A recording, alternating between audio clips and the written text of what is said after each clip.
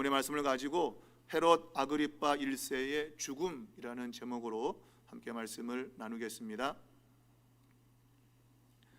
헤롯 왕, 단순히 헤롯으로만 기록되어 있지만 정식으로는 헤롯 아그리파 1세입니다. 이 헤롯 아그리파 1세는 헤롯 대왕의 손자가 되겠습니다. 이 헤롯 대왕은 바로 예수님 탄생 시에 예수님을 죽이고자 했던 그 왕을 가리키지요. 이 헤롯 아그리파 1세는 12장에 나온 것처럼 교회를 핍박했습니다. 왜냐하면 그것을 유대인들이 원했기 때문입니다. 백성들이 원하는, 요즘 말로 치면 민심이 천심이다. 그래서 민심을 얻어서 자신이 계속 다스리고 있는 이 지역을 통치하도록, 왜냐하면 로마의 눈에 나면 즉각 잘리거든요. 그래서 로마의 심기를 건드리지 않도록 백성들이 이 헤롯을 인정하는 그러한 차원에서 유대인들의 마음을 사기 위해서 이 교회를 핍박한 것이죠. 유대인들은 이 교회를 이단으로 규정했고, 그래서 이 교회가 없어지기를 원했죠. 그래서 헤롯이 행한 것이 뭡니까? 교회의 사도인 야고보를 죽인 것입니다. 그리고 그거를 백성들이 아주 좋아하니까 잘됐다, 내친 김에 베드로까지 잡아 죽이자. 그래서 베드로까지 잡아서 옥에 가두고 처형시킬 바로 그날, 바로 그 전날 밤에 주의 사자가 베드로를 탈옥을 시켰죠. 감옥에서 끌어낸 그 내용이 우리가 지금 12장에서 살피고 있는 내용입니다. 자, 베드로가 탈옥을 했습니다. 헤롯은 화가 났고 그를 지키던 16명의 군인들을 신문하고 죽이라고 했습니다. 16명은 억울하게 죽은 겁니다.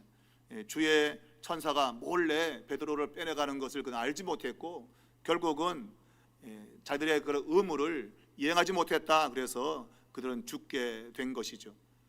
바로 그 일 후에 헤롯이 유대를 떠나 가이사라로 내려가서 머물렀다라고 하는 것이 12장 19절의 말입니다. 곧 헤롯이 바로 예루살렘을 떠나서 이 가이사라로 내려가게 된 것은, 원래 이 가이사라가 이 유대 지역의 수도에 해당됩니다. 그러니까 어찌 보면 자기가 원래 머물던 곳으로 돌아갔다고 볼 수 있죠.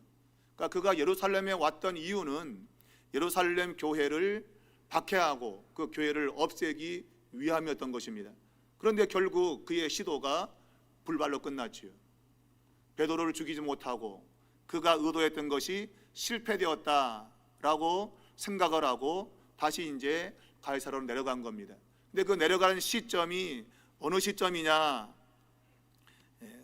성경은 그가 이 가이사라에서 이제 두로와 시돈 사람들을 만나서 뭔가를 이렇게 조율하는 그러한 내용을 소개하고 있는데, 아마 그 시점이 이 가이사 황제잖아, 그죠? 황제. 이 가이사의 어떤 탄생일을 기념하는 날이 되어서 아마 이 가이사라로 내려갔을 거다. 그 시점이, 그렇게 말하는 사람이 있는가 하면, 한편으로는 가이사라 이 지역이 세워진 기념일, 우리가 역사의 문을 보게 되어지면 5년마다 3월 5일에 말하자면 건국은 아니고 나라가 아니니까 건시, 도시가 세워진 걸 기념하기 위해서 축제를 벌였는데, 아마 그 축제 기간에 맞춰서 이 헤롯이 갔을 거다, 이렇게 말하는 학자도 있습니다. 근데 정확히 알 수는 없습니다. 그러나 분명 무슨 특정한 날이 있었으면 틀림없어요. 왜냐하면 우리가 읽은 본문에 보면 헤롯이 나를 택하여라고 되어 있거든요. 나를 택하여. 그러니까 이것은 특정한 날을 의미하고 있는 겁니다. 무슨 중대한 의미가 있는 그날에 헤롯이 이제 왕복을 입고 백성들 앞에 서게 되었다, 그런 말이죠. 자, 우리가 20절에 보게 되면 헤롯이 두로와 시돈 사람들을 대단히 노여했다라고 되어 있습니다. 크게 분노했다는 말입니다. 그가 분노한 이유를 성경은 말하고 있지 않습니다. 무엇 때문에 분노했는지 말하고 있지 않습니다. 아마 이 두로와 시돈 사람들이 헤롯의 심기를 건드린 무슨 그런 일이 발생했다고 보는 것이죠. 자, 이 헤롯은 자기의 심기를 거스린 이 두로와 시돈 사람들에 대해서 화가 났고, 그래서 그들에게 공급해 주었던 양식을 끊어버린 겁니다. 이 시돈과 두로는 자체적으로 쌀을 생산하지 못했습니다. 그들은 해상 무역을 통해서 먹고 사는 민족입니다. 그러니까 농사를 지어서 쌀을 충당하는 그런 나라가 아니고 무역을 통해서 자기들이 이제 가진 것들을 물물 교환으로 이제 먹고 사는 그러한 사람들인데, 그래서 우리가 성경에 보면 솔로몬 시대 바로 그 히람 왕이라고 있죠, 그죠? 이 두로의 왕 히람, 이 왕 때부터 솔로몬과 교역을 하면서 그때부터 계속 곡물을 수입해서 먹고 살았어요. 그러니까 약 1000년, 1000년 전부터 그런 관계를 이어오고 있는 겁니다. 그러니까 계속 쌀을 공급해 오는 그러한 상황이었던 거죠. 그런데 헤롯이 화가 나서 수출 중단, 쌀 주지 마라고 그냥 명령을 내린 거죠. 그러니 두로와 시돈의 입장에서는 당장 먹을 거리가 이제 없는 거 아닙니까? 그래서 굉장히 이제 위기 상황이 발생한 거예요. 그래서 헤롯의 마음을 다시 돌이키기 위해서 대표단을 구성을 했고 헤롯에게 사람을 보낸 것이죠. 자, 오늘 20절 말씀 보게 되면 그들이 한 마음으로 그에게 나와 왕의 침소 맡은 신하 블라스도를 설득하여 화목하기를 청했다라고 기록하고 있습니다. 그러니까 직접 그들의 의사를 전달하지 못하고, 왜냐하면 씨가 안 먹힐 거니까. 씨가 안 먹히죠. 화가 무척 났는데 가서 좀 풀어주세요 한다고 풀어주겠습니까? 그래서 성경은 왕의 침소를 맡은 신하 블라스도, 곧 헤롯이 가장 신이 많은 신하였던 블라스도를 설득을 했다. 이 설득했다는 얘기는 그냥 말로 했다기보다도 뇌물을 준 거죠. 뇌물을 주머니에 확 찔러주면서 말 좀 잘해줘, 헤롯 왕에게 말 좀 잘해줘, 좀 우리에게 계속 식량을 공급하도록 말 좀 잘해줘 라고 푹 찔러준 거죠. 여러분, 뇌물은 상당한 효력이 있는 거예요. 찔러주니까 그냥 이 블라스도가 그 이야기를 이제 잘 전한 것이죠. 이러쿵저러쿵 해가지고 다시 이 식량을 공급하는 것이 서로에게 좋은 겁니다, 왕이요. 그래서 잘 설득을 한 것으로 보여요.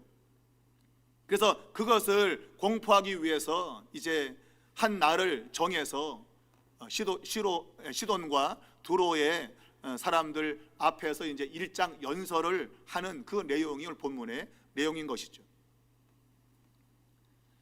자, 오늘 이 헤롯이 자기가 교회를 박해하는 것이 실패로 끝났잖아요.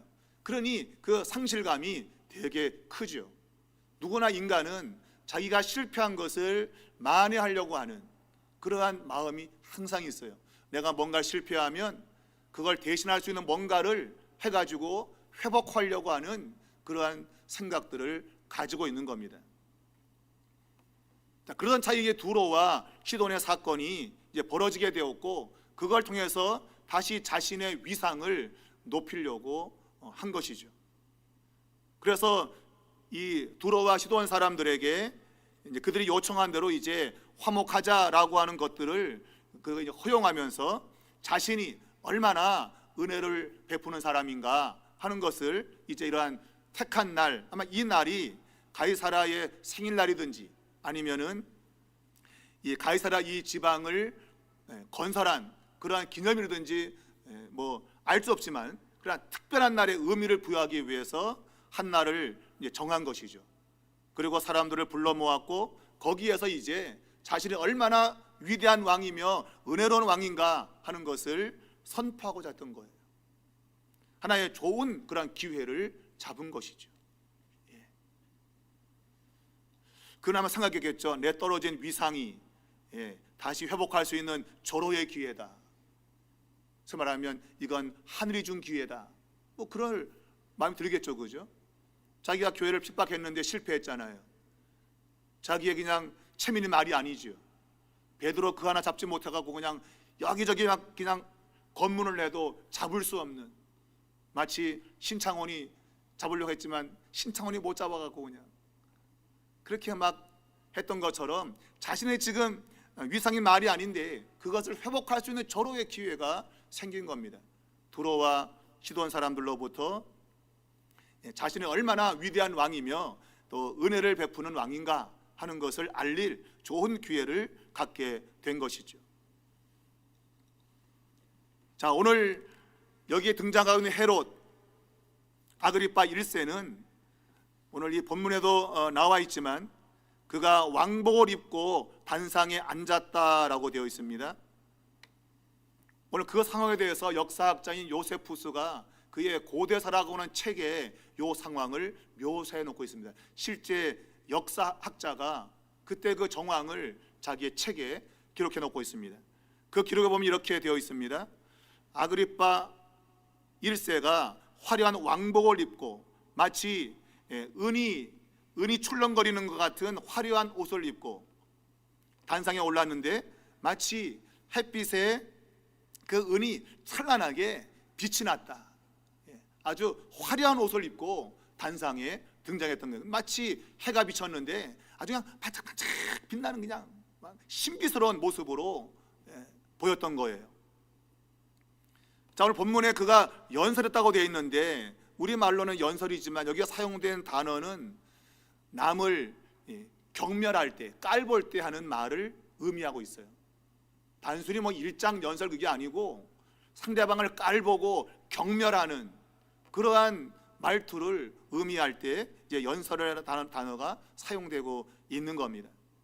말하자면 두로와 시돈 사람들 향해서 너희 그따위로 하면 되냐? 내가 누군데? 하면서 이제 뭐 그런 투람 했을 거예요. 감히 나한테 하면서 막 그냥 경멸하면서 했겠죠. 그런데 말이야 나는 말이야 하면서 이제 너희에게 은혜 베풀 거야. 너희는 나한테 화나게 만들었지만 나는 너희에게 은혜 베풀 거야. 그런 흐름으로 이제 연설을 하고 있는 것이죠. 여러분, 오늘 이 헤롯의 이러한 모습들은 인간이 가지고 있는 아주 자기를 아주 확대해서 드러내려고 하는 그 모습을 그대로 보여주고 있습니다. 우리 인간은 자기 자신을 누가 알아주길 원하고 있고 또 기회만 되면 어떻게든지 그것을 그냥 드러내서 자기를 높이려고 하는, 어느 누구도 자기가 남들보다 못하다고 하는 그러한 인상을 받고 싶지 않아 합니다. 여러분은 어때요? 여러분도 그렇잖아요. 내가 너보다 나아 그래도 이러고 살고 싶지, 나 너보다 못해, 그러고 사는 인간은 없단 말이에요. 근데 성경은 남을 나보다 낫게라 그러잖아요. 낫게. 이 십자가라고 하는 여러분 굉장히 중요한 거예요. 남을 나보다 낫게 여겨라. 그게 진리예요, 여러분. 그게 진정으로 인간이 인간으로서의 높은 자리에 올라가는 방식이에요. 근데 사람들은 남을 깔보고 무시하면서 높아지려고 그래요. 그게 결국은 죄 가운데 있는 인간의 전형을 보여줘. 전형을. 창조주에게도 피조물이 하나님 밑에 있기 싫다 이거죠. 나도 하나님처럼 될 수 있다는 거예요. 그래서 그 선악을 아는 그 열매를 먹어버리는 거죠. 내가 왜 아래에 있는 존재냐? 나는 위에 있는 존재다. 그렇게 말하고 있잖아요, 그죠? 우리가 에스겔서나 이사야서 보게 되면 두로 왕이 북극 높은 곳까지 내가 올라갈 거다. 그리고 지존자와 겨루겠다 그랬어요. 그게 이제 우리가 소위 말하면 이제 마귀, 사탄 그 이야기할 때 그 구절을 쓰고 있는데, 마귀와 사탄이 어떻게 나타났는가? 그것은 하나님과 동등된 자리를 취하려고, 자기는 천사장으로서 성경에 루시퍼로 되어 있죠. 계명성.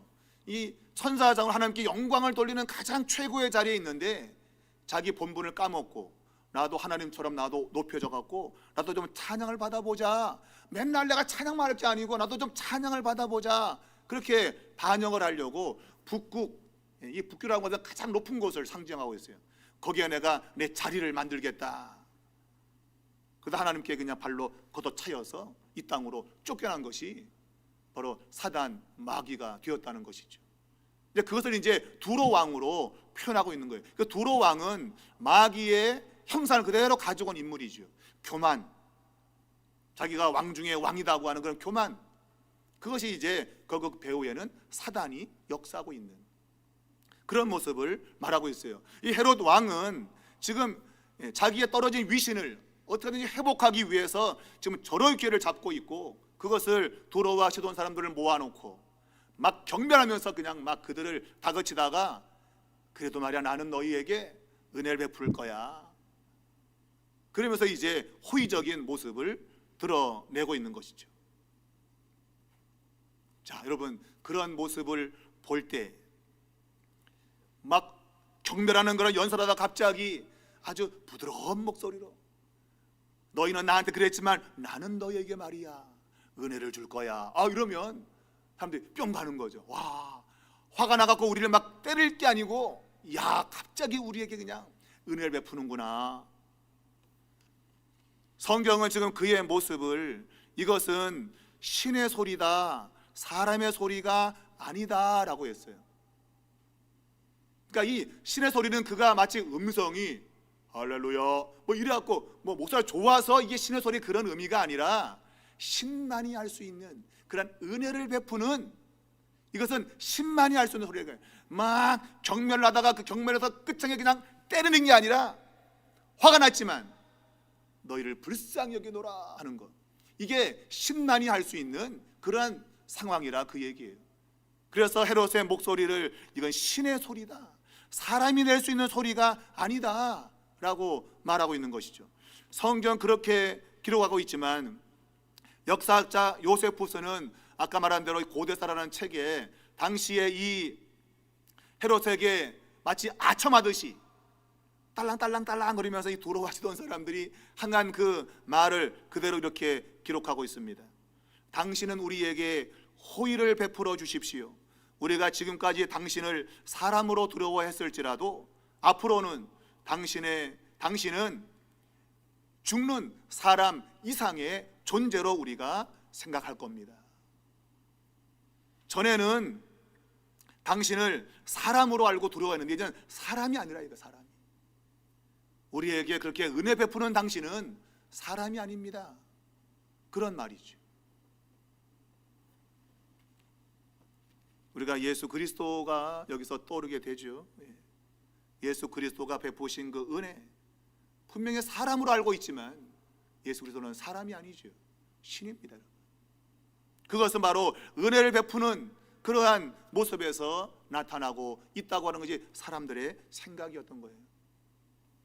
역사학자는 분명히 역사적 사건으로 이것을 자신의 글로서 표현하고 있습니다. 성경은 이것은 단순한 역사책이 아님에도 불구하고 그 당시의 상황을 신학적인 입장에서 기록을 하고 있지만, 이 세상의 역사학자도 그때 그 상황을 오늘 성경의 내용과 거의 유사하게 기록을 하고 있다고 하는 것이죠. 자, 이러한 내용은 결국 이 헤롯이라는 인물이 초자연적인 인물임을 드러내고자 하는 그러한 의도를 가지고 있는 겁니다. 성경도 지금 이 사람 자체가 초월적인 존재라고 하는 것을 지금 드러내기 위해서 이런 방식으로 성경을 쓰고 있다고 해도 과언이 아닙니다. 자, 조금 더 보태면 요세푸스 이 역사학자는 이 헤롯이 자신이 지금 마치 신인 것처럼, 그래서 맞아, 니네들이 말한 게 맞아 라고 그것을 받아들였다 그래요. 동의한 거죠. 그래, 나는 사람이 아니야, 나는 신이야. 그걸 동의했어요. 그러니까 요세푸스가 그렇게 기록하고 있는 거예요. 그거를 받아들였다는 거예요. 그 순간에 그 위에 있던 줄에 부엉이가 앉아있었는데, 부엉이가, 그 부엉이를 보는 순간 그 부엉이가 악의 사자로 느껴졌다라는 거예요. 그 부엉이가 악의 사자로 느껴졌고, 그 순간에 그는 그 마음에 슬픔의 고통이 밀려왔다. 그 부엉이를 보는 순간에 그 마음이 찔림이 왔다, 찔림이. 그러니까 그가 자신이 신이라고 생각했던 그 순간에 부엉이를 보는 순간 마음이 찔려왔다는 거예요. 그래서 그는 그 순간부터 창자에 심한 고통이 왔고 이게 더욱 심해져 가지고 궁궐로 옮겨져서 5일 동안 신음하다가 결국은 그가 죽었다라고 역사학자가 기록하고 있습니다. 성경은 그런 것을 쓰고 있지 않죠. 성경은 단순하게 이 헤롯이 자신이 신이라고 그렇게 하나님께 도전하다가 결국은 죽었다고 하는 것을 드러내기 위함인 것입니다. 요세포스는 그가 죽었을 때 나이가 54세였고 그가 왕위에 오른 지 7년째라고 구체적 시간까지도 기록을 해 놓고 있습니다. 나이 54세에 7년 동안 통치하다가 원인 모를 배의 통증이, 창자가 고통스러운 그 통증 때문에 5일 동안 고생하다가 죽었다, 그렇게 기록이 되어 있습니다. 자, 오늘 이 헤롯의 그러한 죽음을 오늘 성경은 어떻게 기록하고 있습니까? 헤롯이 영광을 하나님께 돌리지 아니함으로 주의 사자가 곧 친히 벌레에게 먹혀 죽었다라고 되어 있잖아요. 자, 헤롯이 영광을 하나님께 돌려야 되는데 자신이 그렇게 호의를 베풀 수 있는 것은 하나님이 행하시는 것이다. 하나님께 영광을 돌려야 되는데 마치 자기가 영광을 차지해야 될 것처럼 그렇게 행동하다가 주의 사자가 그를 쳤다고 되어 있습니다. 주의 사자가 그를 쳤다. 여러분, 우리 모든 이 세상의 피조물들은 하나님께 영광을 돌리도록 창조가 된 겁니다. 그게 유일한 목적입니다. 하나님 홀로 그분이 영광을 받으셔야 됩니다. 여러분, 우리의 신앙의 핵심은 결국 하나님께 영광입니다. 모든 영광을 그분께 돌려야지 내가 영광을 받게 되면 그거는 망하는 길로 가는 거예요. 그래서 우리 그리스도인들은 입을 열 때마다 하나님의 은혜입니다. 모든 건 하나님이 영광 받아야 됩니다. 이렇게 하셔야 돼요. 아, 내가 얼마나 애쓴 줄 알아? 내가 상당히 했었거든. 그런 순간에 이미 하나님 받아야 할 영광을 자기가 가로채는 것이죠. 성경에 왕이 받아야 될 그 영광을 중간에 싹 가로챈 누가 있죠? 압살롬. 백성들이 왕에게 자기 아버지 다윗에게 가서 뭔가를 다 이야기하면서 왕으로부터 뭔가를 해결받기 원했는데 압살롬이 중간에 싹 껴들어갖고 야, 내가 해결해줄게 하고 싹 그냥 그 마음을 뺏어오잖아요. 그 영광을 가로챈 거예요, 여러분. 다윗 왕이 받아야 될 영광을 자기가 싹 가로채갖고 자기가 해결해 준다 하시고 자기 영광을 가로챈 거예요, 여러분. 결국은 죽음으로 끝나는 거죠. 뭔가 자기가 하지 말아야 될 것들을 넘보는 것, 그게 여러분 결국은 성경에서 인간의 죄성입니다. 하나님께 영광을 돌려야 돼요, 마땅히 모든 피조물들은. 근데 그것을 자기의 것으로 가로채는 그 순간 모든 피조물은 망하는 길로 가는 겁니다.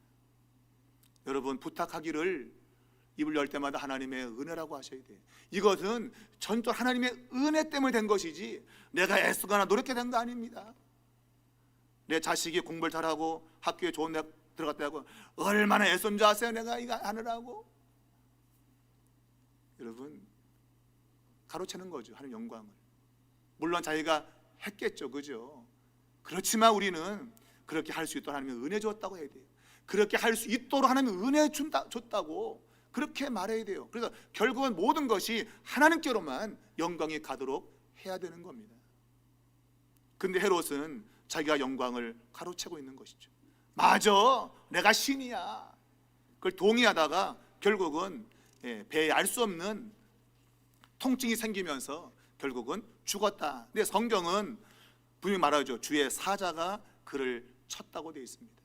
주의 사자가 그를 쳤다. 그랬더니 죽었다는 거예요. 여기서 벌레에게 먹혀 죽었다고 하는 것을 그냥 과학적으로, 의학적으로 막 연구를 했어요. 벌레에게 먹힌 게 뭘까?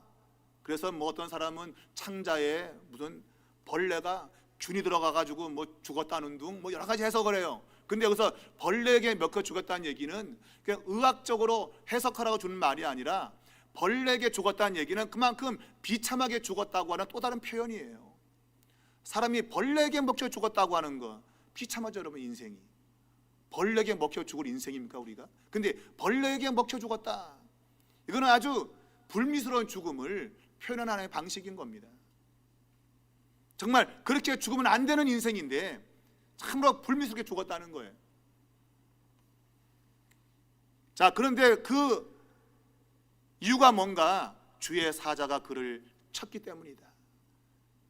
곧 주의 사자가 그를 쳐서 죽었다는 거예요. 여기서 여러분, 쳤다라고 하는 단어, 우리가 그 앞에서 베드로가 옥에 갇혀 있을 때에 주의 천사가 와서 베드로를 쳤죠, 그죠?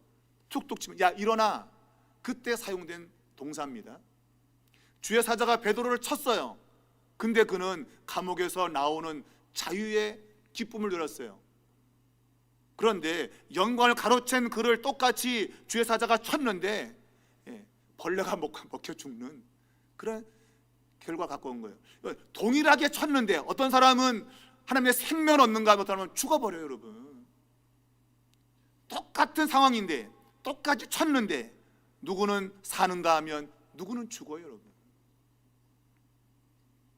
그 분기점이 뭐예요?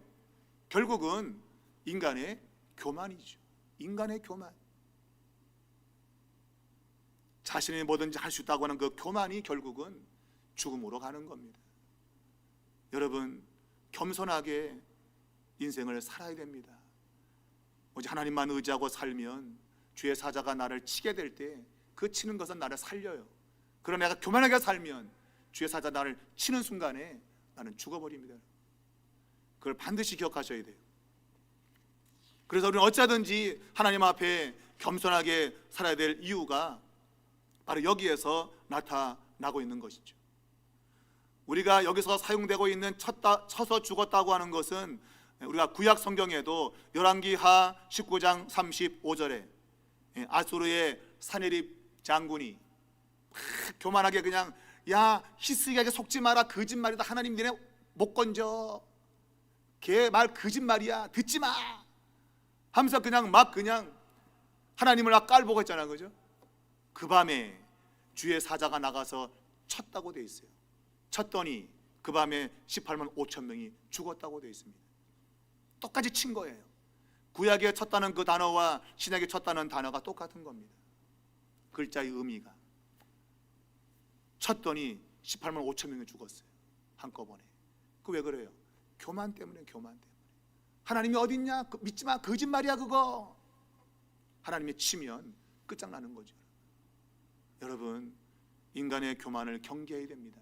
나도 모르게 슬그머니 올라오는 교만, 그것이 우리를 하나님의 축복에서 가로막는 겁니다, 여러분. 하나님 정말 우리가 복 주고 싶은데 슬금슬금 올라오는 교만, 나 정도면 괜찮아 하면서 남을 무시하고 깔보고, 그리고 내가 했다는 둥, 그렇게 되면 하나님이 치는 거죠, 여러분. 그러면 순식간에 그 인생은 망조가 되는 겁니다. 망조가. 여러분, 여러분의 인생 가운데 결코 교만이 있지 않길 바랍니다. 겸손하십시오. 그것이 은혜 받는 유일한 비결입니다. 자, 벌레에게 먹혀 죽은 오늘 이 모습, 우리가 사도행전 5장에도 보면 아나니아와 삽비라가 그렇게 비참하게 죽었다고 되어 있습니다. 주의 사자가 동일하게 쳐서 죽은 것이죠. 헤롯은 우리가 8장에 보면 마술사 시몬이랑 있었죠, 그죠? 사람들이 그를 신으로 알고 쫓아다녔어요. 또 13장에 보면 거짓 선지자 마술사 바예수라는 사람이 나오는데 이 사람도 사람들이 마치 신적 인물로 생각했어요. 이 8장과 13장에 나오는 이 두 인물보다도 헤롯은 더 신적인 인물로 나타나고 있어요. 그들보다도 더 신적인 인물로. 그러니 그의 운명은 벌레가 먹어 죽는 비참한 운명인 것이죠. 성경 저자는 그것을 그런 죽음이야말로 그에게 어울리는 죽음이다 라고 본 거예요.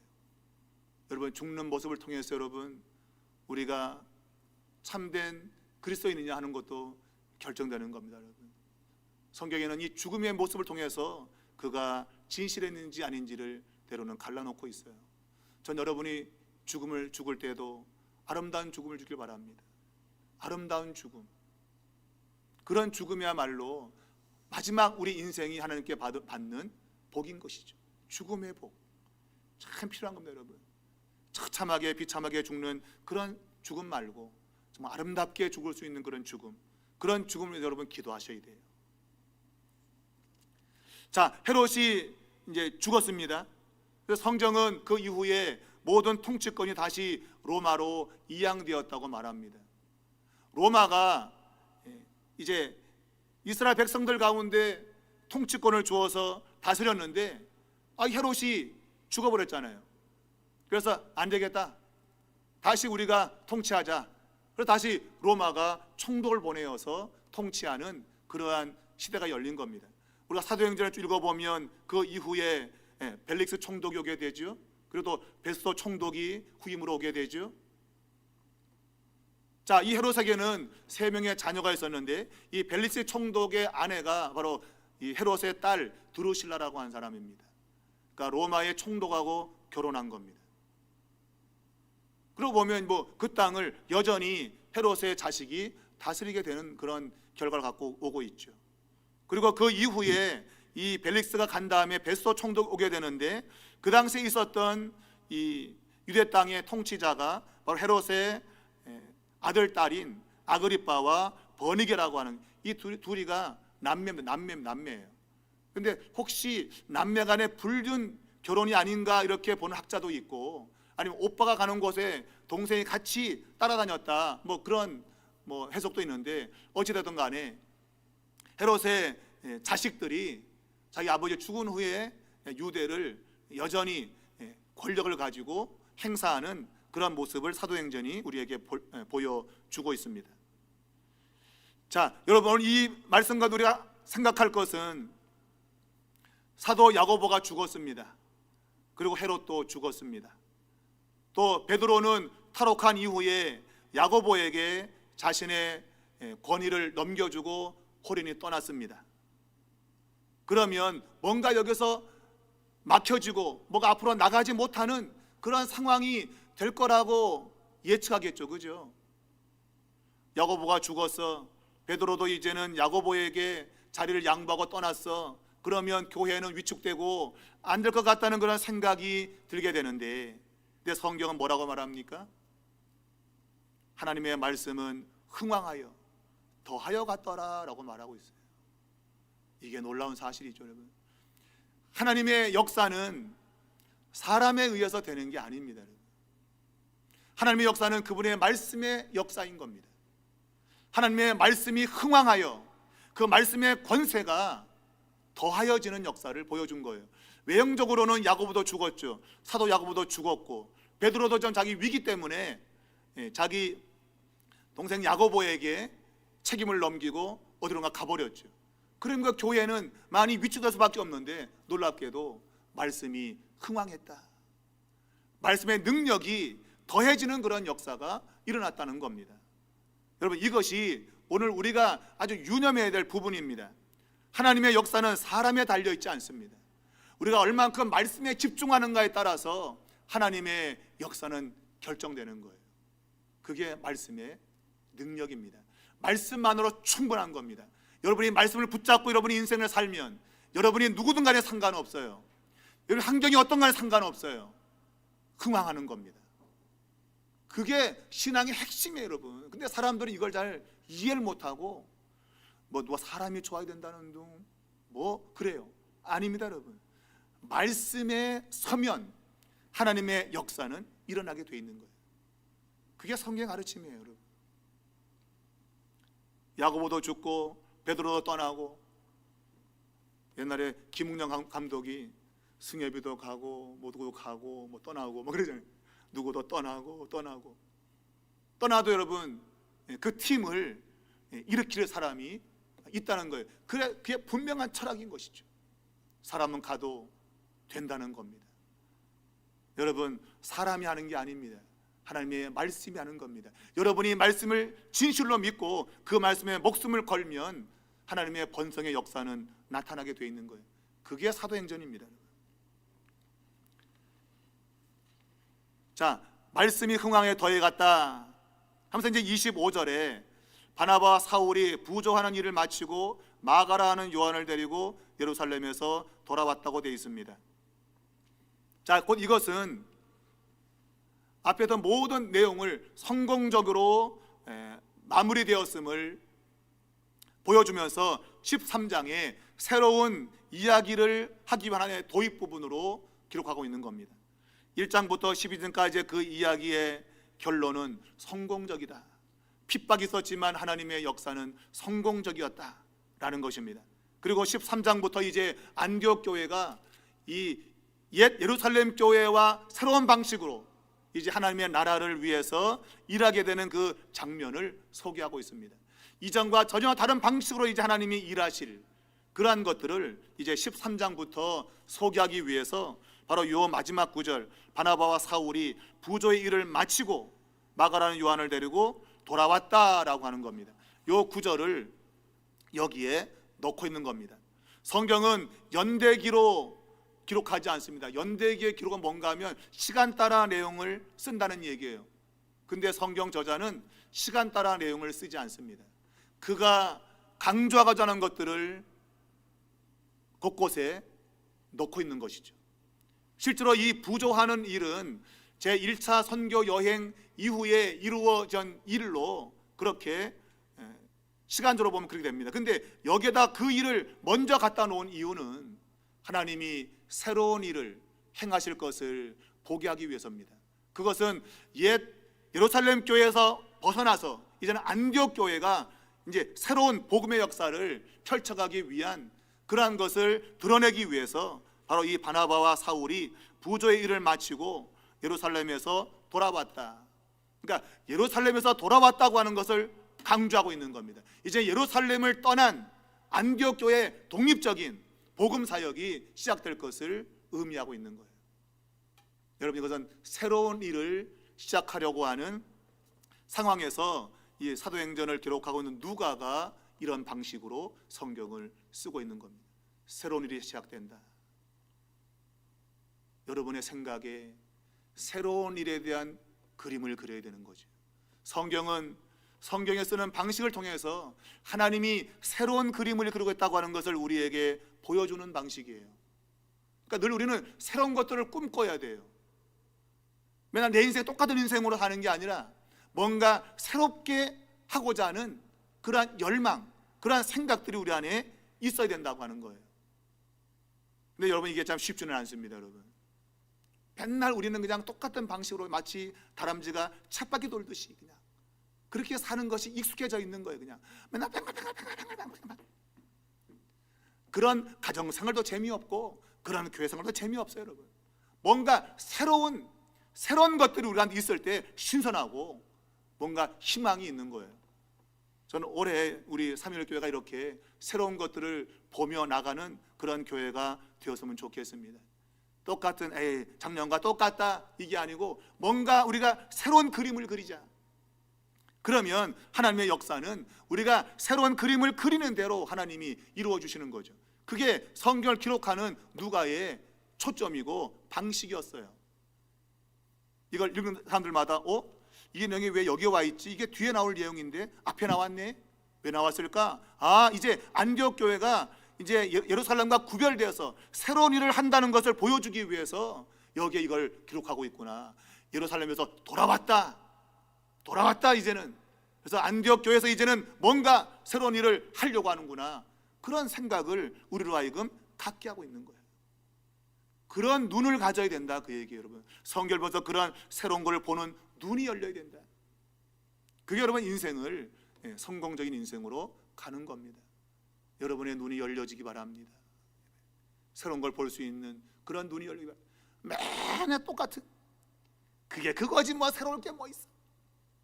여러분, 하나님은 새로운 일을 행하시는 분이에요. 그분은 우리가 예상하지 못한 새로운 일을 행하시는 분이에요. 저도 아이폰 쓰고 있지만 이 아이폰의 기적을 이룬 스티브 잡스, 예. 이 우리 사회의 그런 문화를 완전 바꿔놓은 사람이에요. 스티브 잡스는 이전에 사람이 생각하지 못한 새로운 방식으로 이 세상을 살도록 만든 사람이에요. 그렇다면 이제 우리는 우리의 신앙의 삶 속에서 뭔가 새로운 하나님의 역사를 만들어 내야 된다는 그러한 도전 의식이 우리 안에 있어야 돼요. 매일 똑같은 방식으로 사는 게 아니고 하나님이 뭔가 나에게, 아니 우리 교회에 새로움을 주신다고 하는 그런 생각을 가지고 우리가 도전하는 이런 모습들이 필요하다. 그거 정말 오늘 이 헤롯의 죽음과 맞물려 있는 것이죠. 하나님이 그를 죽임과 동시에 이제는 안디옥 교회가 새롭게 예루살렘과 독립적으로 이 일을 시행하게 되는 그러한 의미로서 성경이 우리에게 다가와야 된다고 하는 거예요. 여러분, 한 해에 여러분의 눈이 새롭게 되길 바랍니다. 마음도 새로워지고 눈도 새로워지고, 그래서 새로운 일들을 여러분의 삶에서 만들어내는, 좀 더 좋은 말로 창출하는, 창조하는 그러한 한 해가 되어지기를 주님의 이름으로 축복합니다.